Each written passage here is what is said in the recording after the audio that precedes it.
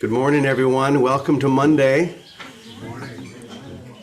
Once again, good morning, everyone. Welcome to Monday. Good morning. There we go. Brother James. There we go. Nice. There is a vibrant energy running through the center of this whole family, whether we're here at Namaste Village or wherever we are in the world, because of that single intention to be the light of the world. And the sun is rising in each one of us. So we're going to start off with a little chant that I just wrote. It's very simple. I'll sing it a couple of times and then you join me. The sun is rising. The sun is rising. I am awake right now. The sun is rising, yeah. The sun is rising. I am awake right now. I am awake right now. Sing that with me. The sun is rising. The sun is rising. I am awake.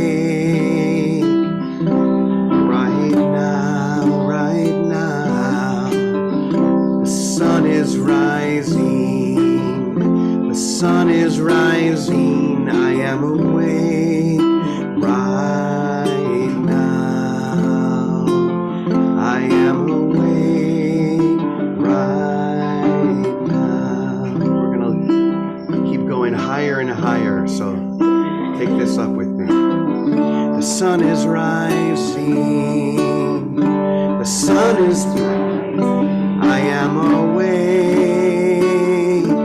right now. Oh, the sun is rising.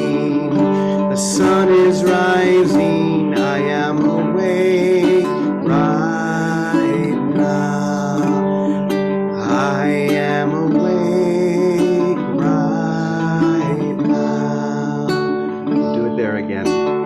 The sun is rising. The sun is rising. I am awake. Feel yourself waking up right now. The sun is rising. The sun is rising. I am awake right now. I am awake right now. Even higher. Here we go. The sun is rising.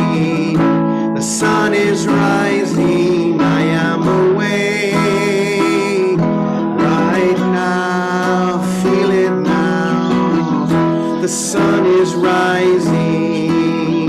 The sun is rising. I am awake right now. I am awake right now. One more, here we go. The sun is rising. The sun is rising. I am awake right now. Oh, the sun is rising. The sun is rising. I am awake right now. I am awake right now. Very quietly now. The sun is rising. The sun is rising. I am awake right now. The sun is rising. The sun is rising. I am awake right now. I am awake right now.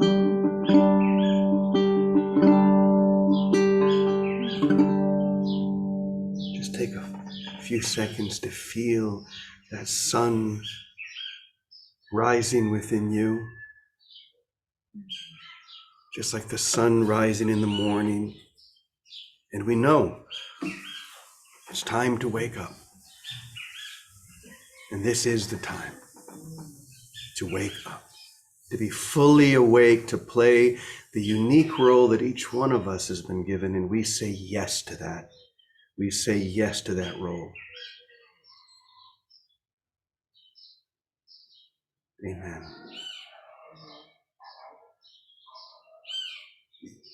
So once again, good morning. I have something to share in a moment here, but I want to begin by thinking about the life of someone who definitely changed my life, and that is someone that you may have heard of, a woman named Dorothy Day. In case you don't know who Dorothy Day is, she was back in the 1930s, she was the co-founder of what's called the Catholic Worker Movement. Without going into too much detail, the easiest way to describe the Catholic Worker Movement is that they were the far left of the Catholic Church. Very social justice, feeding the poor, standing up for the rights of others. I lived in a Catholic worker community in Chicago for 2 years when I was much younger. And Dorothy, who was a real revolutionary, she used to say that when too many people start to agree with me, I feel like I'm doing something terribly wrong. And we could change that if we wanted to say, when too many people start to think that I'm enlightened, I'm doing something terribly wrong. Because what that means is that I'm playing into a set of ideas or concepts of what people think it means to be enlightened, which is usually, thank you, usually, I'll do it. That's being truly helpful. Chris is always truly helpful. So usually that means acting in a certain way, doing certain things, speaking in a certain way, speaking with a certain kind of voice, whatever it may be. All the ideas we have, this is how an enlightened person acts. And usually the people that we pick to represent that have to be different than us. The more different they are, the more we can project our ideas and concepts of what we think it means to be enlightened onto them. If it's someone from India who speaks with a different accent, who comes from a different religion and has all of the trappings of an Indian guru, oh, that's very easy. It's very easy to project our ideas of what it means to be enlightened because they're very different from us. If it's the guy pumping gas down at the gas station, it might be a little bit harder because they're just like us. So I think that's what Dorothy was saying. She's not here to comfort she is here to comfort the afflicted and to afflict the comfortable. That's what she used to say, to comfort the afflicted and to afflict the comfortable, to shake things up, to challenge our ideas of what we think it means to be holy, to be enlightened, to tell the truth. I've told this story before, and so some of you may have heard it, but some of you may have not. So those of you who have heard it are going to hear it again, because I think it's the perfect illustration of what I'm talking about. Before I share this little selection that I'm going to share. Many, many years ago, my daughter must have been 16, so it has to be 20 years ago. I was invited to speak at a conference in Holland at The Hague, and it was a big peace conference. 1,000 people were there. And I was on the opening evening, which I think was a Thursday. And I used to have this machine. In fact, it's sitting in the living room over here. It's called a looper. And what I would do is I could loop my voice and instruments, and it would get bigger and bigger and even more amazing. And it would be a choir of me. And people they loved it because it was at that time, it was very different. No one had ever seen that. So I came out and I was probably, I try to be somewhat humorous to keep things light. And I sang a couple of songs using this equipment, and it went great. And my daughter, by the way, she did not want to be there. We had a fun time in London. She wanted to go back to London. So she just wanted to leave this conference. And finally, a day or two later, we were leaving. And as we were walking out the door, a woman stopped us. She asked if she could speak to me for a moment. I could see the look on my daughter's face. She was like, oh, we were so close to getting out. And the woman said, I want you to know something. I am here at this conference because of you, because I've read all of your books, I have your music, and I knew that you were a holy man. My daughter rolls her eyes. Oh, great. Here we go. Someone else to tell him how holy he is. And she continued by saying, so I knew you're a holy man, and I came and I was so excited to see you, and you were up on the stage and you were funny, and you did this thing with this electrical equipment, and it was very interesting. But in the course of all this, I realized something that I didn't expect. And I was very curious as to see what it was that she realized. I said, okay, well, what was it? She said, well, I realized that I was completely disappointed.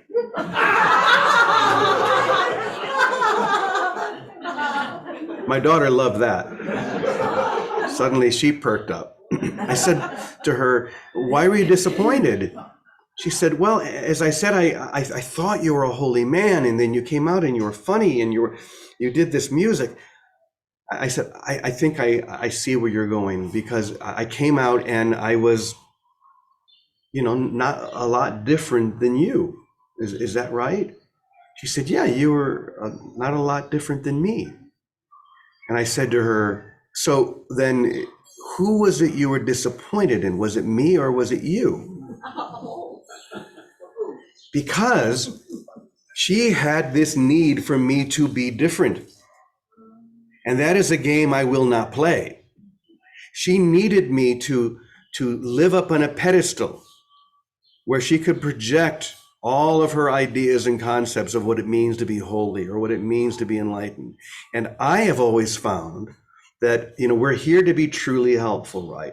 I have always found that I am more helpful when we are together, when we are face to face, not up on a pedestal looking up or looking down, but when we are together, because then you can see very clearly the ways that I'm still working, the ways that I'm still healing. And you can also see the light that shines brightly through me, and hopefully the light that shines brightly through you, because we're together in this. I always say that someone who wants to be on a pedestal probably shouldn't be there. And that's what Dorothy was saying. When everyone starts to agree with me, I feel like I'm doing something terribly wrong. If people think I'm enlightened or are putting me up on a pedestal, I know I'm doing something terribly wrong, because my goal is to be with you, to be fully present. You look at someone like Vicki, the exact same thing. Vicki has been my sister and my teacher for 25 years, and she has not changed a dime. She's been the exact same consistent, vibrant, bright, holy self, right with me, right with everyone that she meets. But these ideas that we have that a teacher or an enlightened one should not do this, should not do that, shouldn't tell dirty jokes, for sure, right? And so I want to share something that our dear Jet sent to me. And this is from one of our great teachers, Nisargadatta Maharaj. And this was a series of questions and answers that were given to him by a confused student who was having a hard time adjusting his ideas of what it means to be the enlightened teacher with how this particular teacher was acting, or one particular thing that he was doing, which you'll understand in a moment.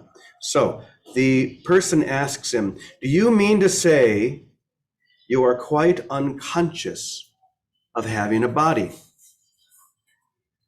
And he says, on the contrary, I am conscious of not having a body. I am conscious of not having a body. And then the other man says, but I see you smoking. There he is, smoking on a cigarette. Exactly, Nisargadatta says to him. You see me smoking. Find out for yourself, how did you come to see me smoking? And you will easily realize that it is your I am the body state of mind that is responsible for this I see you smoking idea. You see that? Then the other person says, there is the body and there is myself. I know the body. Apart from it, what am I? And Nisargadatta says, there is no I apart from the body nor the world. The three appear and disappear together. At the root is the sense of I am. At the root is the sense of I am. Go beyond it. The idea, I am not the body, is merely an antidote to the idea, I am the body, which is false. What is that I am? Unless you know yourself, what else can you know? That's a big statement. Unless you know yourself, what else can you know? Then the other person says, from what you say, I conclude that without the body, there can be no liberation. If the idea, I am not the body, leads to liberation, the presence of the body is essential. And Mr. Gadatta says, quite right. Without the body, how can the idea, I am not the body, come into being? The idea, I am free, is as false as the idea of I am in bondage. Find out the I am common to both. And then once again, go beyond. Go beyond even the I am. And then the man says, all is a dream then? And Nisargadatta says, all of these are mere words. They're just words. Of what use are they to you? You are entangled in a web of verbal definitions and formulations. Go beyond your concepts and ideas. In the silence of desire and thought, in the silence of desire, truth is found. Notice how he keeps saying, go beyond, go beyond. Keep going. Don't stop there. As soon as you stop and think you've got it, you stagnate. As soon as you stop and think that's it, the it that you think it is changes. Because this is the changelessness of the truth of you. So keep going beyond. Even that state and the presence of I am ultimately dissolves into the single I. This is what Joel Goldsmith talks about a lot. He doesn't say I am. He says that because the I am still has movement. I am that. I am that. It's still identifying, but then we become I am, that pure presence, and then even that, we go beyond even that, and it becomes simply I. And then even that dissolves. Go beyond. Let go of every idea you've ever had of what is right, what is wrong, every concept you've ever held to be true. And what? Come with holy, empty hands unto God. So thank you, Jet, for sending me that beautiful section from Nisargadatta. I love Nisargadatta. He is so clear. And I love the fact that he was sitting there smoking a cigarette. So Vicki, Victoria, I would love to hear what you would like to share about that. Well, good morning, Brother James. Good morning, everybody. Good morning. Happy Monday. It's Holy Week. It's Holy Week. It was Palm Sunday yesterday. And I suppose the best lesson of not identifying with the body is going to show up every day this week if we look at what Jesus seemed to go through and what we also have gone through.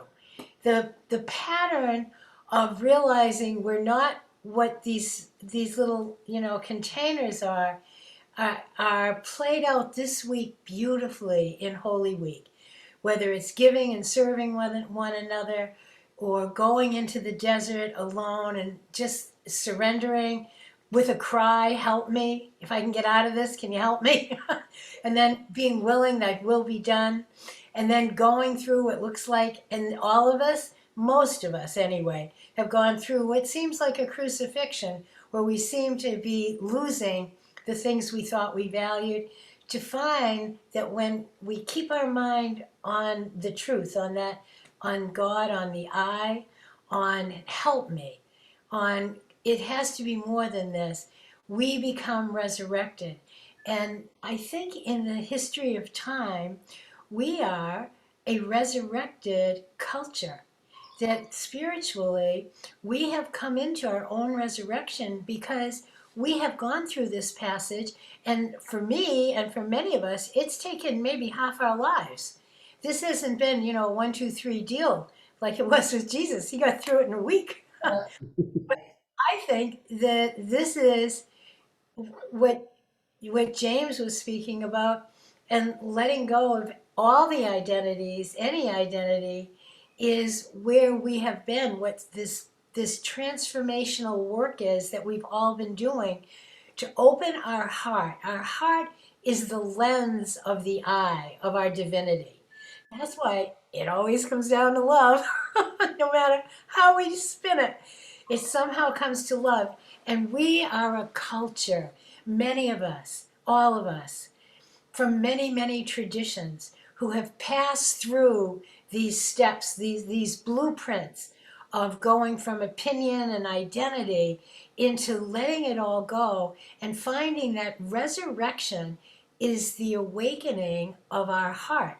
Enlightenment is nothing more than still being here, smoking a cigarette, doing laundry, chopping wood, carrying it everywhere, and doing it with love, doing it with joy, not with opinion, not with burden. That's the difference.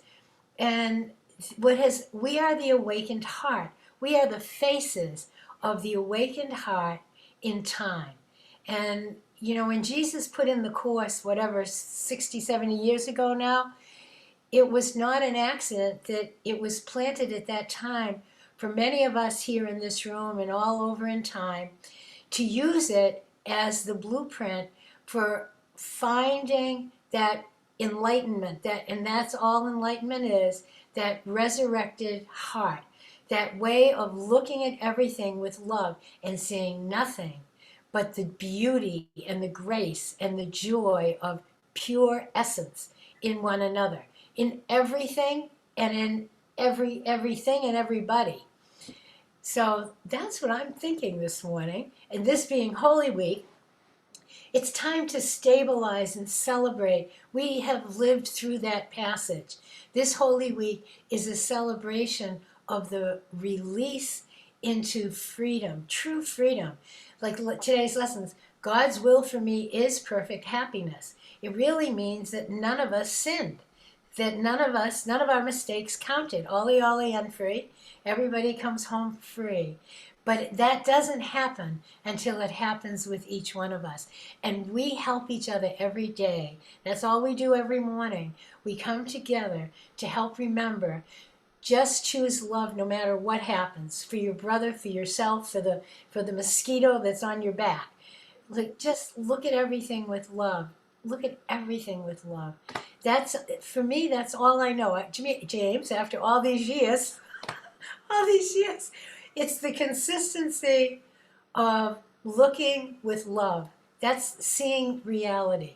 That's seeing essence and spirit. It doesn't matter the costume or script.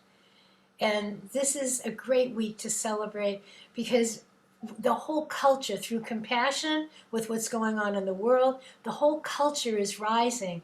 But like a Bunsen burner, we were the original burners, knowing that love was going to take us home. And now our light and the burners are up, and many are being attracted to the light of compassion, which is nothing but love expressed. So this emergence of love in each of us is the most important thing. I think it's everything. We think, oh, it helps when you speak to 1,000 or 10,000 people or meditate with 10,000. I feel, and I know this to be true, it vibrates all through me, that as each one of us chooses to respond with love, no matter the situation, let go of every opinion, every position, political, social, everything, just because that's when we rise above whatever the dual picture, the duality is of separation. None of it matters. None of it's true. And love will guide us every instant, because in order to be guided by love, we have to stay present to it. So we are a culture of being present to love. And that sees through everything. Mhm. Have a cigarette, go on the deck, go swimming, do what you want. Gosh, Enjoy. does it mean I have to start smoking again? I gave up cigars maybe once in a while, eh? Yeah. Thank you, Vicki. And Calico, I'm glad you have your hand up because I was going to call on you. I felt the call that there was Calico's got something good this morning. So go ahead, dear one. You know, I love the story that you shared, and to take it through A Course in Miracles eyes. I saw the last doctor I saw was about 12 years ago. And at that point, the doctor said, "We'll come back in 2 months and we'll tell you where it's moved to in your lungs, the cancer." And I thought, damn, that just doesn't sound like a happy thing.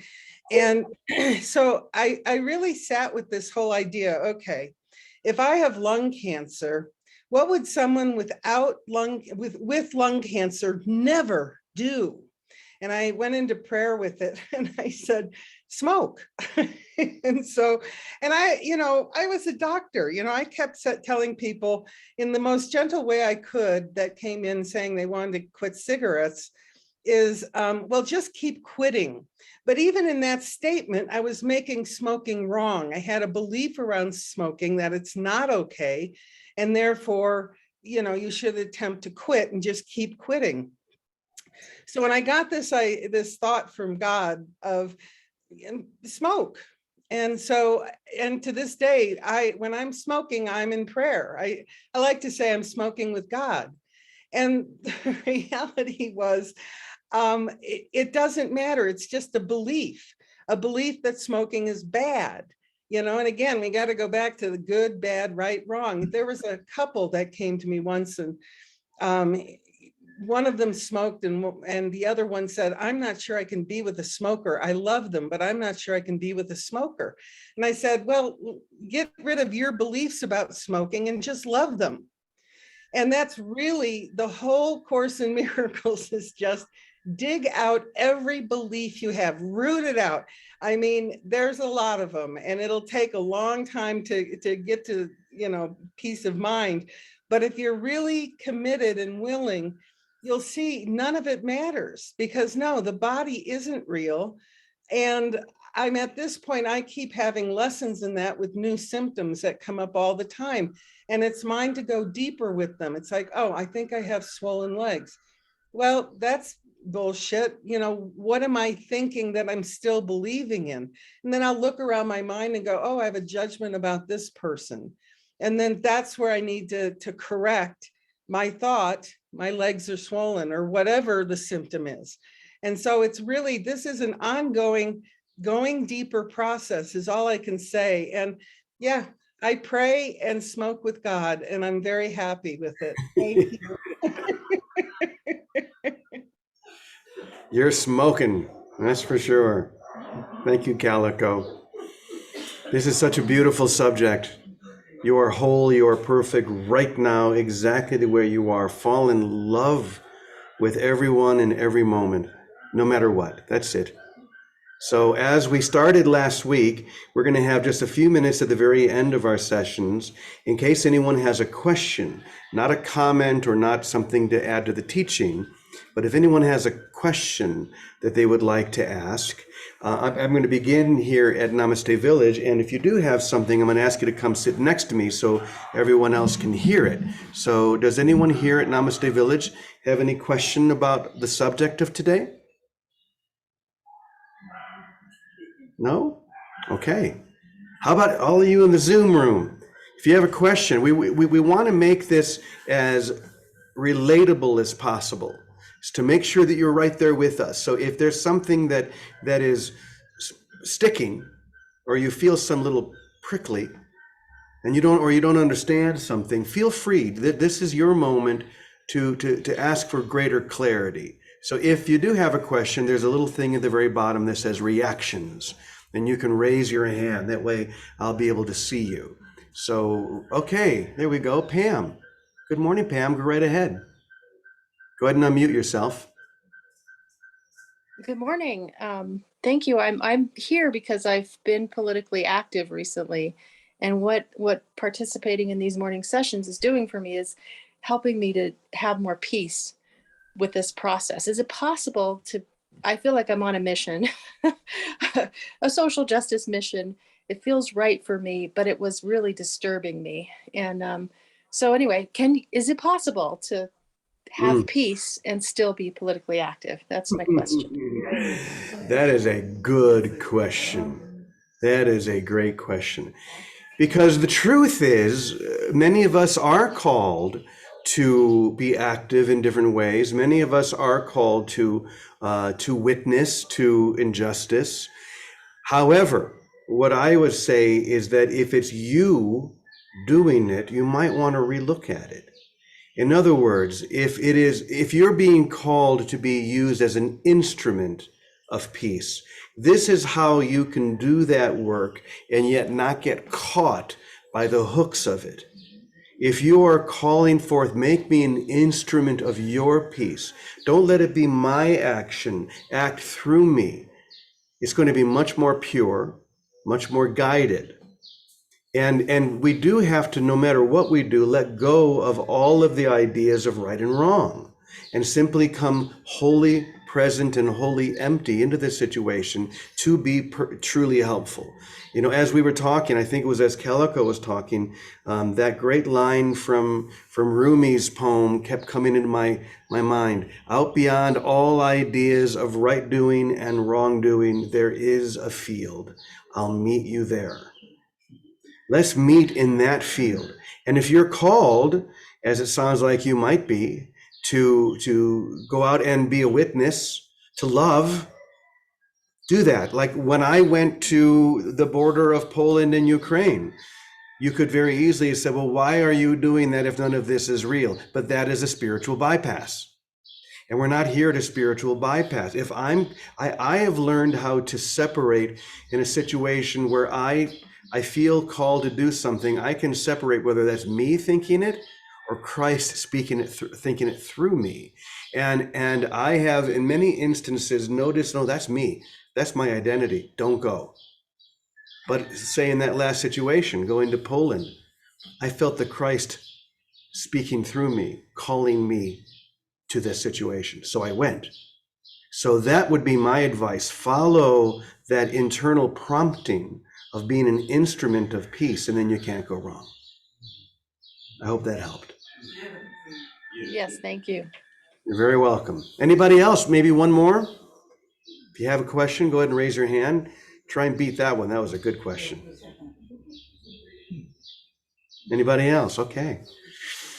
So we will just be present then. In fact, I'm going to, I have a fun way of ending our session. We're not going to end with the normal prayer, the prayer of protection. We're going to end with something a lot happier. So I'm going to ask everyone to stand. Today's lesson in A Course in Miracles is God's will for me is perfect happiness. God's will for me is perfect happiness. Now, years ago when I recorded all of the lessons, I did a song for all 365 lessons. One of my very favorites was this particular song because I was in Minnesota where my family is, and I got my two little nieces who were very young at the time to sing along with this. So we're going to enjoy and we're going to call forth this perfect happiness as we go out into the world to serve. So here we go.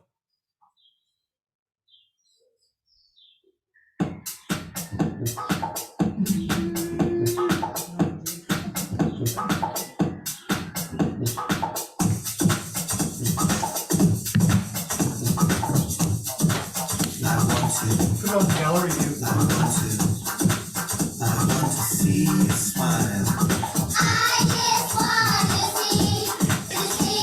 Smile, smile, smile, smile. I can't. Smiles. It's as high as it goes.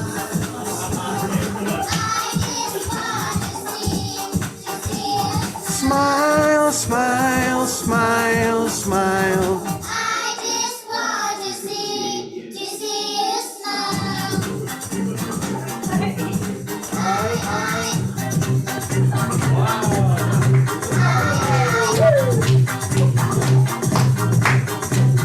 Here we go. God's will for me is perfect happiness. God's will for me is perfect happiness. God's will for me is perfect happiness. God's will for me. God's will for me. God's will for me is perfect happiness. It's perfect happiness. I just want to see you smile.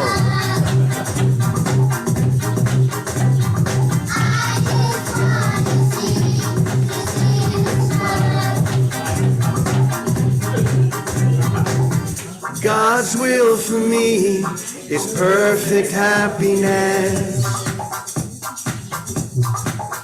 God's will for me is perfect happiness. God's will for me. God's will for me. God's will for me is perfect happiness. It's perfect happiness.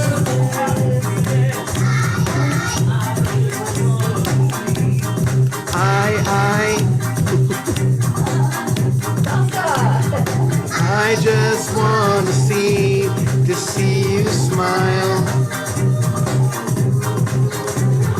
I just want to see you smile.